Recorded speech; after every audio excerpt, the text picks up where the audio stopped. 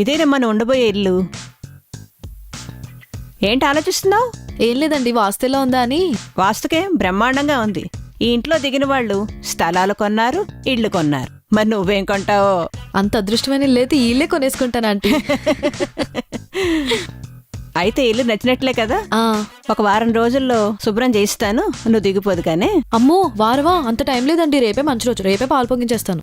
ఇప్పటికిప్పుడు క్లీనింగ్ అంటే కష్టం కదమ్మా. ఇప్పుడు మీకేమైనా పనులున్నాయా అండి? ఏం లేవు. మరి ఇంకే, నాకు కొంచెం సాయం పట్టండి, చకచక ఇల్లంతా క్లీన్ చేసేద్దాం. అలాగే మొత్తం పనంతా చకచక చేసావమ్మా. అయ్యో, మన పని మనం చేసుకోకపోతే ఎలా అండి? సరే, రేపు వస్తున్నావు కదా. ఉదయం 7 గంటలకంతా దిగిపోతానండి. అలాగే అమ్మా, ఉంటాను, వెళ్ళిరా. హాయ్రా. హాయ్రా. ఏంటి సంగతులు? అరే నేను ఒక అమ్మాయిని చూశాను రా టెంపుల్లో. నేను ఏ అమ్మాయిని చూసినా పిచ్చి పిచ్చి ఆలోచనలు వచ్చావు, కానీ ఆ అమ్మాయిని చూశాక ఫస్ట్ టైం పెళ్లి చేసుకోవాలనిపించిందిరా. అమ్మాయిని ఫాలో అయ్యాను రా. తెలిసింది ఏంటంటే అమ్మాయి మన ఏరియాలో ఉంటుందంట. ఈ జనరేషన్లో ఉండాల్సిన అమ్మాయి కాదురా. అరే నీకు పాష్గా ఉండే అమ్మాయిలు ఇష్టం కదరా. ఈ జనరేషన్లో ఉండాల్సిన అమ్మాయి కదా అంటున్నావు. వర్కౌట్ అవుతుంది అంటావా మరి? పాష్ ఏందిరా పాషు, పెళ్ళైన తర్వాత మార్చుకుందాం. రే నేను చెప్పాను కదా ఆ అమ్మాయి.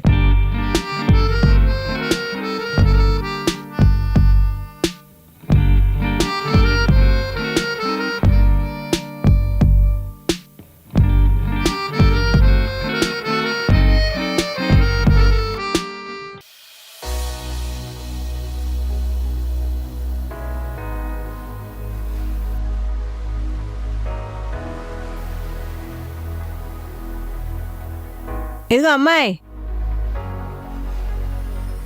ఆంటీ, రాత్రంతా చాలాసేపు లైట్ వెలుగుతూనే ఉంది. పొద్దునే పెందరాడ లేచేవేంటమ్మా?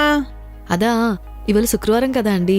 పొద్దునే లేచి లలిత పారాయణం చేస్తే మంచిదని లేచాను. ఇక రాత్రి విషయం అంటారా, నాకు ఏదైనా పని ఉంటే అసలు నిద్ర పట్టదు. అందుకే అన్ని పనులు ఒగొట్టేసి పెందలాడే లేచాను. ఒసే లేవే. ఏంటి మా పొద్దున్నే డిస్టర్బ్ చేస్తావు? టైం అంతా తెలుసా? ఇప్పుడు 9 అయింది. 9 కదా, ఇంకో గంట అయ్యాక లేస్తా. కర్మే నా కర్మ. Thank you. ఆంటీ, అమ్మా, ఇవాళతో నా లలిత పారాయణం పూర్తయింది, ఆశీర్వదించండి. అలాగే శీఘ్రమే కళ్యాణ ప్రాప్తిరస్తు.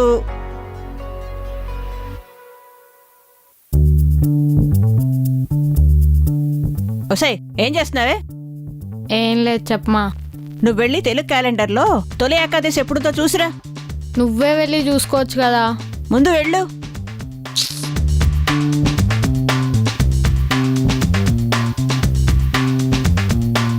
ఎప్పుడో చూసావా?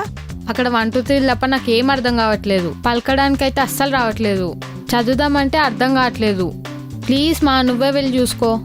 పెద్ద పెద్ద చదువులు చదువుతారు కానీ తెలుగు చదవడం కూడా రాదు. ఏం చదువులో ఏంటో. సుమా, వసే సుమా. అబ్బా ఏంటి మా? ఇక్కడ నేను ఒక దాని ఉన్నాను, కనిపిస్తోందా?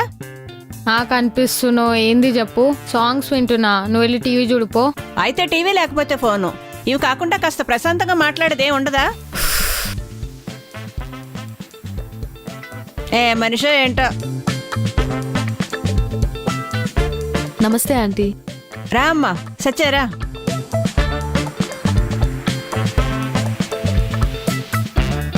ఈరోజు ఆదివారం కదా, నేనే నీ రూమ్కి వచ్చి పలకరిద్దాం అనుకున్నానమ్మా, కానీ నువ్వే వచ్చావు. అవునా ఆంటీ, నేను కూడా రూమ్ లో ఒక్కదాన్నే ఉన్నా కదా, కాసేపు మీతో మాట్లాడేద్దామని వచ్చాను.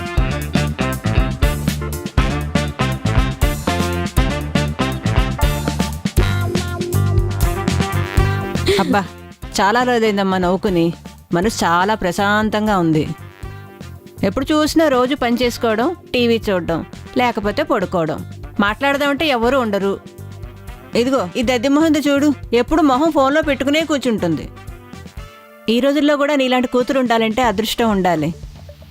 అబ్బా అవునా సత్య? అయితే నువ్వు నా రూమ్లో ఉండు, నేను వెళ్ళి నీ రూమ్లో ఉంటాను. నాకు నసైనా తగ్గుతుంది, ప్రశాంతంగా ఉంటాను. ప్రతి నెల రెంట్ కడతానంటే లక్షణంగా ఉండు. ఎవరొద్దన్నారు? సరే ఆంటీ, నేను మళ్ళీ వస్తాను. ఒక్క నిమిషం ఉండమ్మా. ఏంటంటీ? మా సుమ కోసం మా చెల్లెలు కూతుర్ని డ్రెస్ తీసుకోమని చెప్పాను. వాళ్ళు ఫోటోలు పంపించారు వాట్సాప్లో. చూడమ్మా, ఏది బాగుందో చూడు. ఈ డిజైన్ బాగుందా ఆంటీ? ఇది ఓకే చెప్పొచ్చు కదా.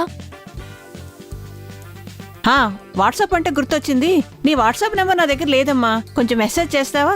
అయ్యో నాకు వాట్సాప్ లేదా ఆంటీ? ఏంటి వాట్సాప్ లేదా? అవును, వాట్సాపే కాదు, ఫేస్బుక్, ఇన్స్టా, ట్విట్టర్ ఏవి యూజ్ చేయను. ఓ మై గాడ్, రోజు ఒక TikTok video, Instagram, Facebook and వాట్సాప్లో ఒక స్టేటస్ అండ్ పోస్ట్ అప్లోడ్ చేయండి, నాకు నిద్ర కూడా పట్టదు. ఆహా, అలాంటి దిక్కమాలవన్నీ బాగానే చేస్తావు. ఇంట్లో ఒక పని మాత్రం చేత కాదు. ఆంటీ మీరు వాట్సాప్ కూడా యూజ్ చేస్తారా? పిచ్చిదేదో పెట్టింది. మళ్ళీ ఇందులో నాకు 4-5 ఫ్యామిలీ గ్రూపులు కూడాను. అవునా, ఫ్యామిలీ అంటే ఒకటే కదా ఆంటీ, అందులో మరి ఇన్ని గ్రూపులు ఏంటి? ఒక గ్రూప్ మా ఆయనగారి తరపు వాళ్ళది, ఒక గ్రూప్ మా అమ్మగారి తరపు వాళ్ళది, ఇంకా ఇలాంటి గ్రూపులు చాలా ఉండి చచ్చేయలే. 10 మంది కలిసి 10 గ్రూపులు పెట్టుకుని మెసేజ్లు ఫార్వర్డ్ చేసుకునే బదులు అందరూ కలిసి నెలకు ఒక్కసారన్నా 10 నిమిషాలు మాట్లాడితే ఎంత బాగుంటుందా ఆంటీ? అందుకే నేను ఏ యాప్ వాడను, ఏదున్నా ఫోన్ చేసే మాట్లాడతాను. అదే మంచిదమ్మా.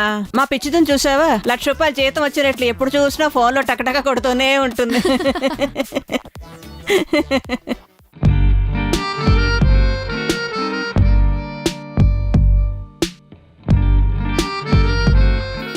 ఎక్స్క్యూజ్ మీ, హ్మ్? మిమ్మల్ని కొన్ని రోజుల నుంచి ఫాలో అవుతున్నా. మీరంటే నాకు బాగా ఇష్టం అండి. నేను ఎప్పుడు మిమ్మల్ని చూడలేదండి, అయినా నేనెందుకు నచ్చాను మీకు?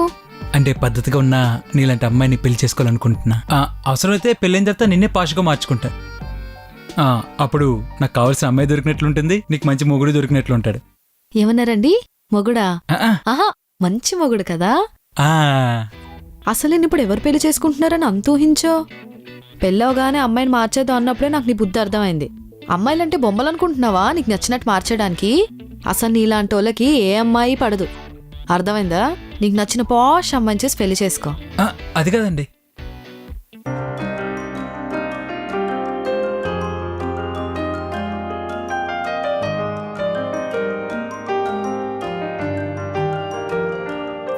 అమ్మా సత్య, ఎంత బాగా కట్టుకున్నావమ్మా చీర.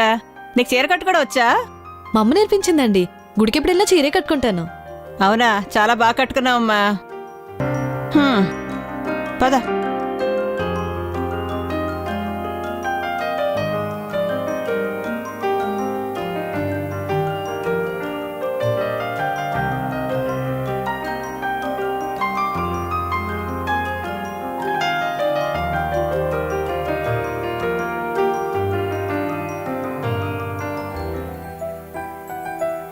అయ్యో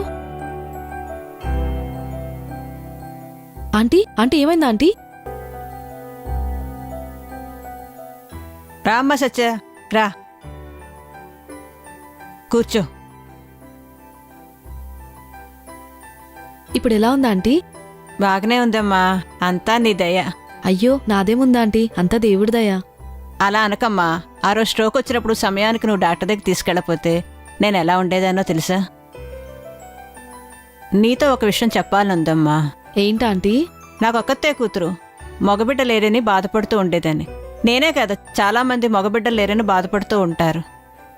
కానీ నేను చూశాక మగబిడ్డలు లేకపోయినా పర్వాలేదు, కనీసం నా కూతునైనా నీలా పెంచుంటే బాగుండుని అనిపిస్తోందమ్మా. అయ్యో అలా అంటారేంటాంటీ, నేను మీ కూతురులాంటిదాన్నే కదా.